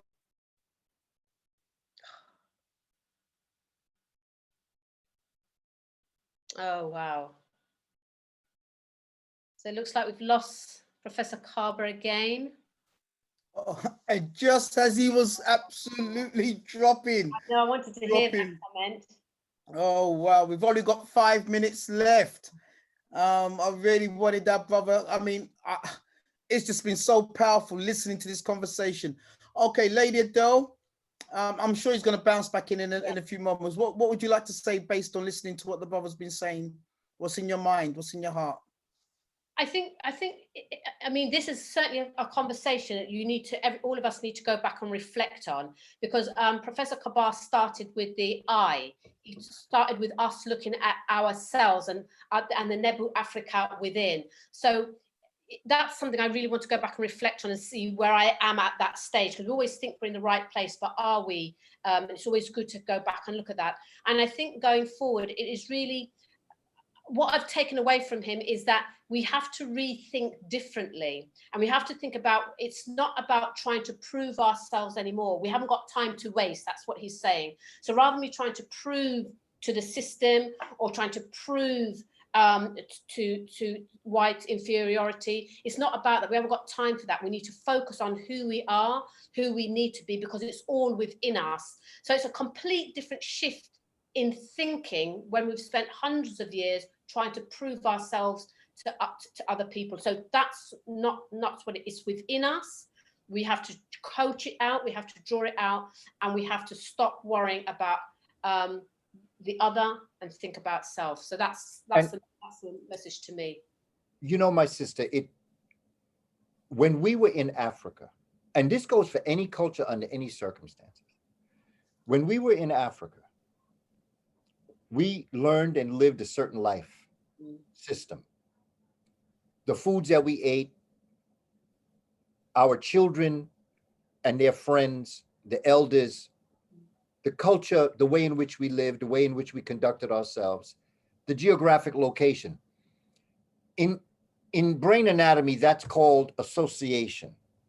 You are beginning to connect your neurons, your nerve cells in your brain a certain way. They're connecting. And everything is connected to what you have become familiar. And the more the generations go, the deeper and more powerful the associational the associations are bound together. When they came in, Indo-Europeans came in and stole us and brought us, let's say, to America, to the Caribbean. What they did is they interrupted the associational connections. And they brought us someplace we did not know geographically where we were. We did not speak the language. We did not understand the history. We did not understand their values, interests, and principles. So therefore, what took place was a reassociation of who we are as a people. And they superimposed their values, interests, principles, history, and language on us. But deep inside of us, there was always that memory of where we came from. There was always that memory of that spirit that we had. And even though this civilization interfered and brought it down and superimposed itself and did everything, it was still there. And for some of us, we kept it alive. Yeah. And as time went on and we did our battle, we won that war. What began to happen was we began to deassociate or disassociate what was reassociated.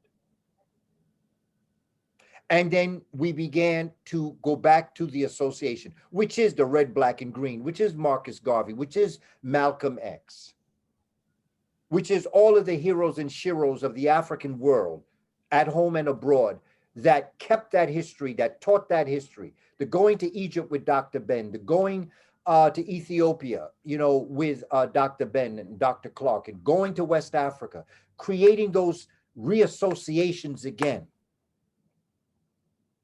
But Dr. Naim Akbar says that we must deconstruct what was their construction. But most importantly, the most important thing we have to do is to construct for our future. It's one thing to know history. You can quote about what we did, Imhotep, all that's good. But if we cannot teach Destiny and Elijah the math and science and engineering that built the pyramids so they can return back into our community to rebuild our community, then that's just dead history. We have got to begin to realize who we are as a people, to wake up out of what Bob Marley calls this sleepless slumber that we have been in, and begin to exert our role. It's not funny, it's ludicrous, but sometimes something is so ridiculous it's funny. We have a law in America, it's called the Crown Act. I don't know if folk understand what the Crown Act is a law that allows Black women and men to wear their hair the way they want. Think about that. They got we need a law that says brothers and sisters can wear braids, or they can let their hair go out the way the Creator made it go out. And that you cannot fire me. You cannot deny me a job because I let my hair be what it is. That's an actual law that they're trying to pass. That's cray-cray. That's cray-cray. My sister, the phenomenal, beautiful style that you have your hair in. It is possible, and it may be in UK too, but in America, you could go for a job and be denied it because they say you should straighten your hair. Because you know why? Because you need to look like my white woman. I can't deal with the way you look like you. Yeah. Because when I look like you, it reminds me how weak I am. Wow. Think about how deep that side. How can you argue that? How can you want a war? But you know why we need that law? Because we don't hire our own people.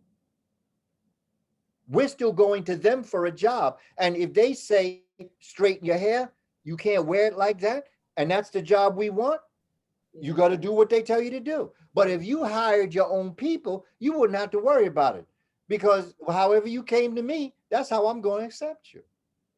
This is how crazy this system is. And these folk are going cray-cray.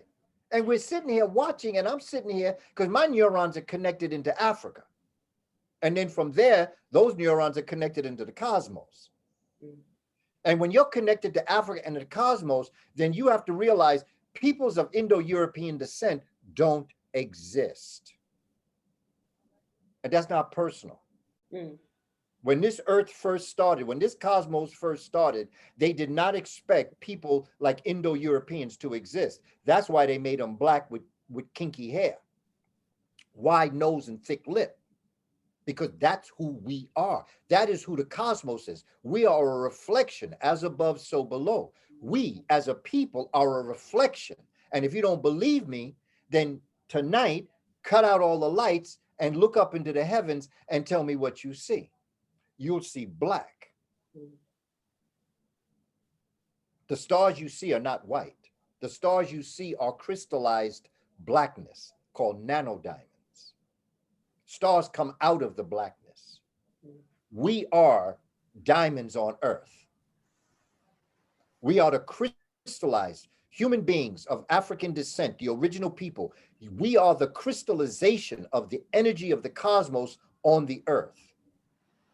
And the reason why they treat you the way they treat you is because they know it, but they want to make sure you never know. That's why they say, them folk can't read. We can never let them folk read. They must never be able to read. Because if we allow them to read, one day, Lady Ma'at, Investigator Muhammad, and Kaba Khamenei gonna have a conversation on Zoom. But if we keep them ignorant, they'll never be able to do that. But guess what? We learned how to read. Yeah. And here we are. And we are their greatest fear. The greatest fear is in an intelligent black man or black woman. Don't ever forget that. My mama used to always say, you got a big mouth, Skip, but if you want to get even, get smart.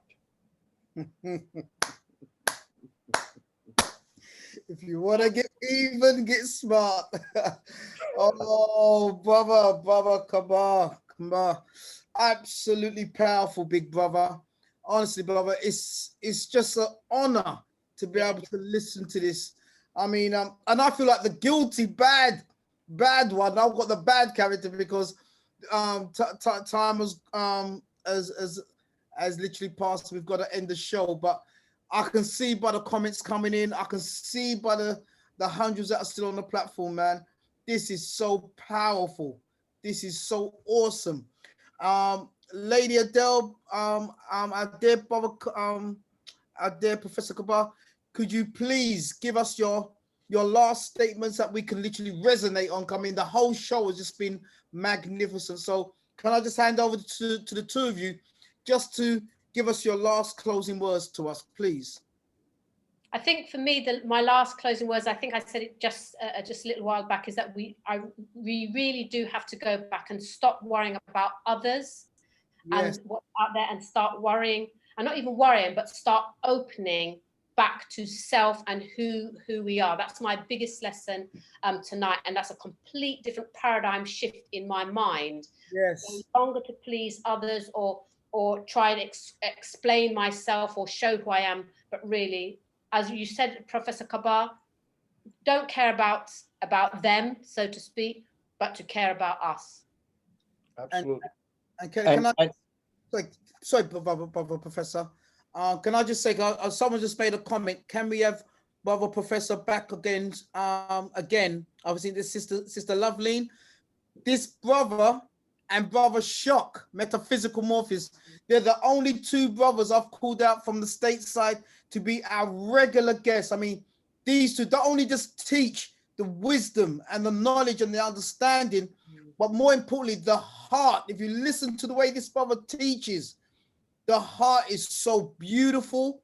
And I know the brother doesn't want me to put him on a pedestal, but I must say, man, I hear God in my very soul when this brother speaks.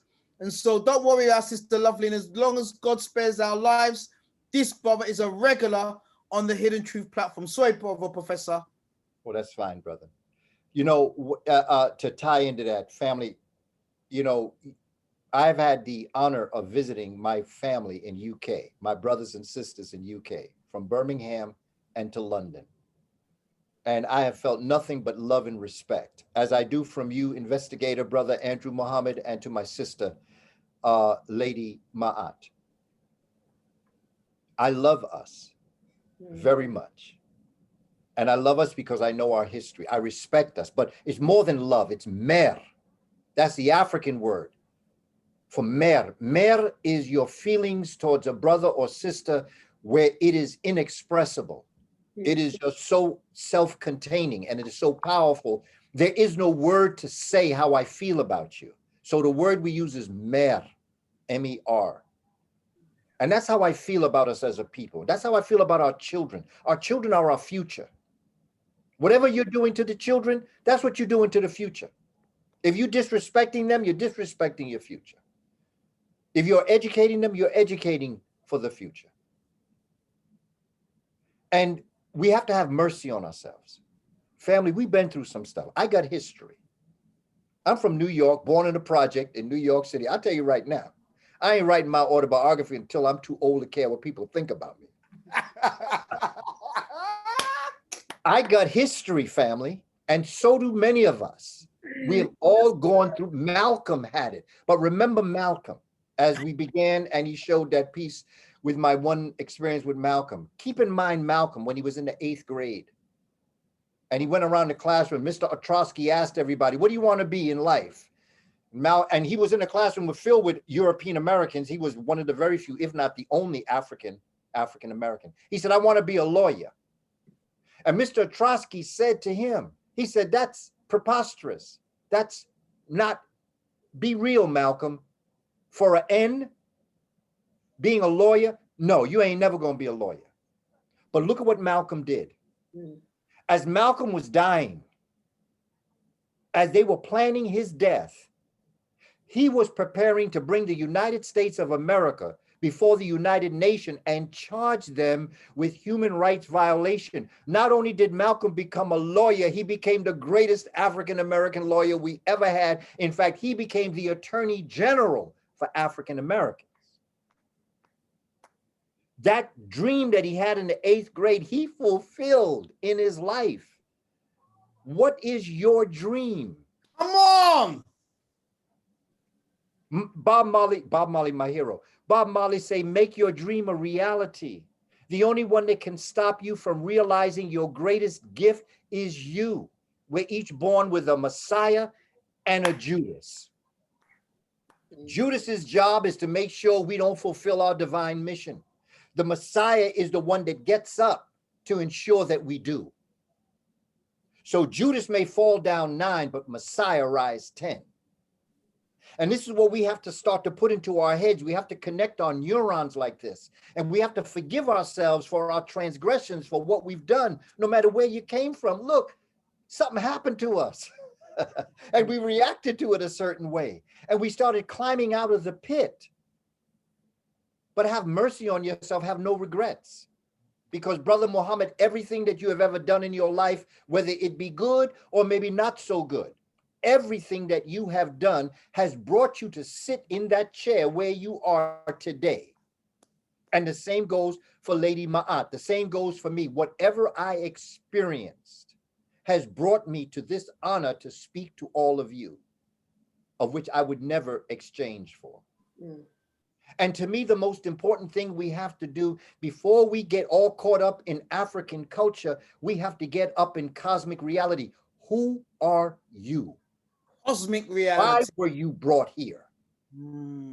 Of all of the millions and millions of spermatozoa that could have fertilized your mommy's egg, there was one that got through. Out of all the millions, that one got through. That one got through because it had a mission. And that egg of mommy is what drew that sperm up because she had a mission. Come on. And that mission is your life. Come on. What you gonna do? You gonna let the Judas or you gonna let the Messiah? Who you gonna let go? And to that event, again, I'd like to just say, thank you, my brother Muhammad. I'd like to tell you, please go to my website, www.kabakamene.com, KABAKAMENE.com. Download my free e-course and my study guide. I want you to go to the website where the curriculum is, so you can see what we're talking about when we're talking about an African-centered curriculum. www.thehistoricjourney.com. HISTORICJOURNEY.com. I'd also like, and I thank my family in UK. My books are selling well in UK. I'd like to thank you for your support, and I appreciate. And I am sure that for a lot of different reasons, but one reason is the fact that I'm here with my brother Muhammad. And as I do that, those that come on board hear about it and go to Amazon. It's on Kindle or paperback. I've got 3 books. And family, I don't write books because I'm a writer. I write books because I got something to say. I don't waste time. And my first book on William Leo Hansberry, if you're into Black history, you need to know who William Leo Hansberry was. Internationally, why? He was known as the father of African students worldwide. My second book was Spirituality Before Religions, which deeply steeped in us in understanding the fact that, first of all, we are the creator having a human experience. And how you treat the creator's creations is how you treat the creator, which is how you treat yourself. And then the third book was Shabakistan. That was the book I wanted to write. but I needed the first 2 books to get you ready for Shabaka Stone, because Shabaka Stone is the pattern in the tabernacle that whatever you're experiencing in your life, be it as great or not as great, whatever it is, there is a pattern in the cosmic reality that when you learn it, you can fix whatever is wrong with you and anyone around you. You have that power, family. And don't let this situation that you see here, because this ain't gonna last very long. I'm watching what's happening in UK and all what's happening in leadership there. You showed something, Brother Muhammad. Come on, man, we're looking at this. Their time is up. Their time is up. And all of the lessons that we have learned, either being colonized or enslaved, has put us, because what didn't kill us made us stronger. So keep on keeping on, family. Mer to you, to yours. Keep on keeping on, because it ain't over till we win. Brothers and sisters, Professor Kaba has been blowing up all night. What a way to drop it. Oh, brother, mer to you and all of you that are on this platform. Bow to you, bow to you, bow to you. Lady Adele, what a way you reflected and vibrated with our brother tonight. Lady Adele, Lady Ma'at, Dr. Ma'at, we thank you for such a beautiful heart, such a courageous heart. As one of the top educators, as an executive head, we thank you for laying down your thoughts, your paradigms, your understandings, and literally connecting with our brother in the United States. What a night, brothers and sisters. This has just been, Sister Vanika Marshall is on. Oh, wow. Hidden Science is on with us. Enough love to Sister Vanika, man. Brothers and sisters, as we said at the beginning, this is not the end of the world. It is the end of the illusion. And our brother has been smashing the illusions tonight. Lady Adele has been smashing the illusions tonight. And one of the things I'm leaving with is more than knowing ourselves in terms of the reality, the physical reality on this earth, is the appreciation that we are cosmic beings. We need to understand ourselves on a cosmic level. And in realities, as Bubba's been touching on, manifestations of divine carbon. Woo! Woo! Brothers and sisters, life itself. Oh, wow. As we said, Professor Kaba has been in the house of us. Nebu, Afrika. This recording will be available tomorrow. This recording tonight will be available from tomorrow. We thank our king. We thank our professor. And we show pure love also to Lady Adele, as we said before. Absolutely amazing night. Brothers and sisters, if you felt tonight, please put it down in that chat room. Let us see your thoughts. Let us see your vibrations.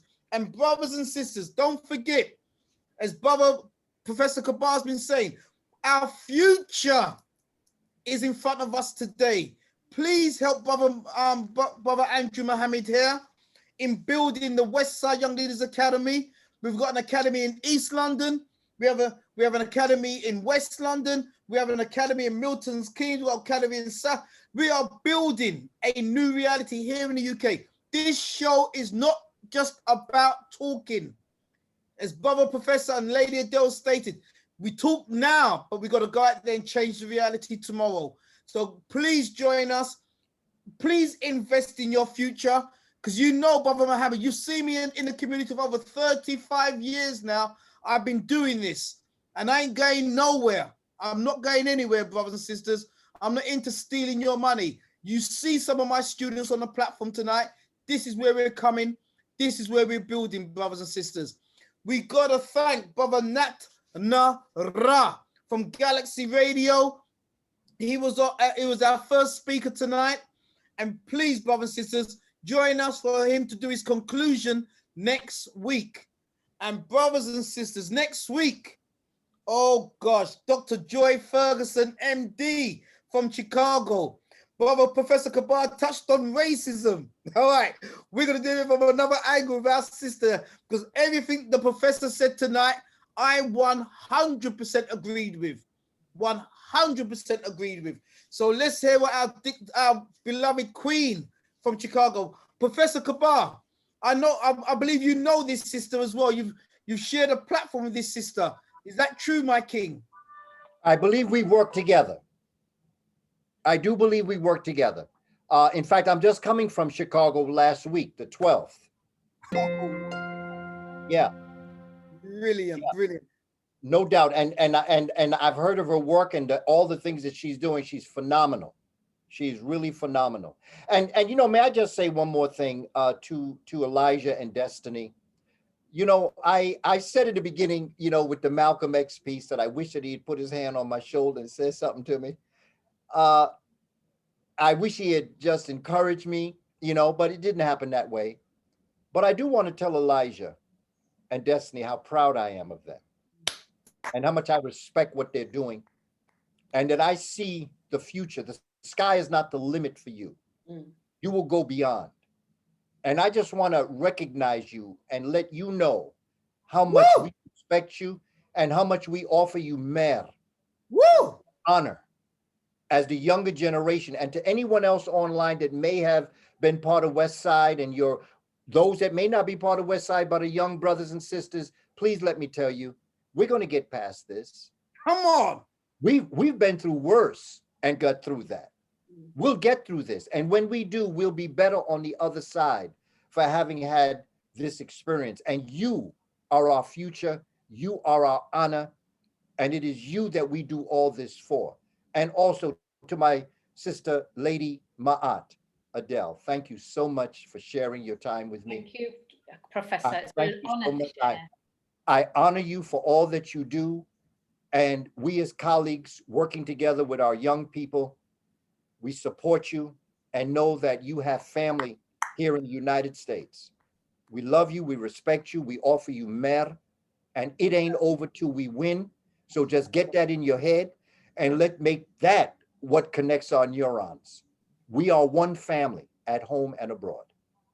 Come on, brother. Every time you speak, I could just lay back, my king. Pure love to you, my soldier. And Destiny, Brother Elijah, you've heard it from the man himself, master teacher, Professor Kaba from New York City. He loves you and he sent a personal message. And I must say, Brother Professor, Destiny's father, he's one of your greatest followers here in the UK. He's also one of the trustees of my academy. And he's got all of your books and spreads your teachings every week. So I'm sure he is so blessed, Brother Leonard, tonight, listening to you speaking to his daughter directly. You talk about Brother Leonard Phillips? Yes, that's his daughter. Oh, that's my brother. That's my brother. Hey, man, I appreciate my brother's review of my books. This brother almost wrote a book as a review of my book, man. And so many people appreciate that. Thank you, Brother Leonard. But he and I have been in contact. I know exactly. Brother, thank you so much. But you know, the fact that your daughter is part of the school, I'm not surprised because the apple don't fall far from the tree, brother. Oh yeah, your future is destined, brother.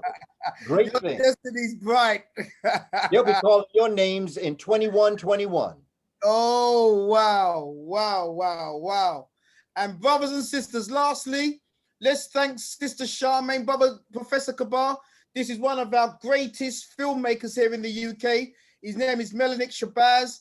And sadly, my brother Kaba, he passed away yesterday. He was filming in Zimbabwe. And we got the sad news. This brother's a rock within the UK community. And so we dedicated this show, Professor Kaba, to Melanik Shabazz. And we thank him. We want to send love and condolences. And in fact, the power of Mer to his wife and to his family. So this tonight, brothers and sisters, was in honor of our great king, our soldier, who's now with the ancestors, Melanik Shabazz. We thank you, Sister Charmaine, for giving us a great breakdown and remembrance for this brother. Brothers and sisters, we want to make sure that we are honored and we're honoring you. We've had a phenomenal show tonight. Resonate on this because we're going to be getting more powerful, more black, and more into the future. We are beings of carbon reality. Love who you are. Love that reflection. And remember, you ain't bad.